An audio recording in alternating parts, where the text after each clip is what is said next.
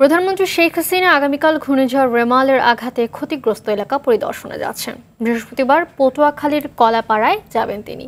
গেল ২৬ মে রাত থেকে ২৭ মে শেষ রাত পর্যন্ত দেশের বিভিন্ন জেলার উপর দিয়ে আঘাত হানে ঘূর্ণিঝড় রেমাল।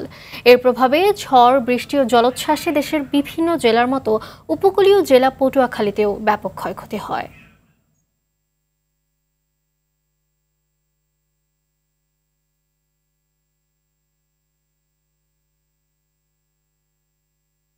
পটুয়াখালীর কুয়াকাটা থেকে এখন সরাসরি যোগ দিচ্ছেন সহকর্মী কাজী সাইদ। প্রধানমন্ত্রী কোন কোন এলাকা পরিদর্শন করবেন জানাবেন আমাদের।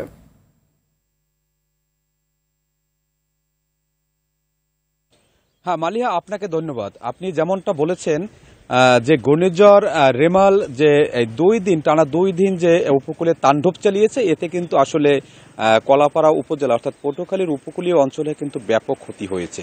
আর এই প্রভাব কিন্তু কেটে গেছে, ক্ষতর চিহ্ন কিন্তু এখনো এই উপকূল জুড়ে রয়ে গেছে। আর এর কারণেই কিন্তু এই উপকূলীয় অঞ্চল পরিদর্শনে আগামীকাল পরিদর্শনে আসছেন মাননীয় প্রধানমন্ত্রী শেখ হাসিনা। তিনি আগামীকাল দুপুর 12:30 নাগাদ কলাপাড়া মডেল হাই স্কুল এর মাঠে অস্থায়ী যে হেলিপ্যাড রয়েছে সেখানে তিনি নামবেন। এরপর সেখান থেকে তিনি মজহারউদ্দিন বিশ্বাস ডিগ্রি কলেজ মাঠে একটি জনসভায় ভাষণ দেবেন। সেখানে তিনি 2000 মানুষের মাঝে কিন্তু ত্রাণ সামগ্রী বিতরণ করবেন। এরপরে কিন্তু তিনি চলে যাবেন পায়রা তাপবিদ্যুৎ কেন্দ্রে। সেখানে তিনি পায়রা তাপবিদ্যুৎ কেন্দ্র পরিদর্শন করবেন এবং বিভাগীয় কর্মকর্তা, প্রশাসনিক যে কর্মকর্তারা রয়েছেন তাদের সাথে তিনি মতবিনিময় করবেন। এবার দুপুরের লাঞ্চ শেষে তিনি সেখান থেকে ঢাকার উদ্দেশ্যে রওনা হয়ে যাবেন। এতটুকু তথ্য মূলত আমরা পেয়েছি। এই মূলত পটুয়াখালীর উপকূলীয় অঞ্চলে মাননীয় প্রধানমন্ত্রী আসবেন।